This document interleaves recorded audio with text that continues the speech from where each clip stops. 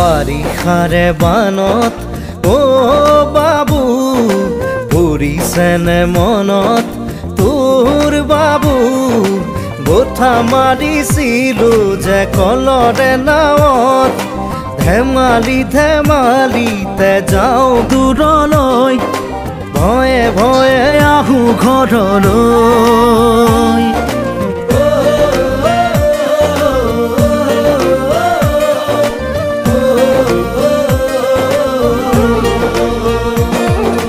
বাৰিষাৰে বানত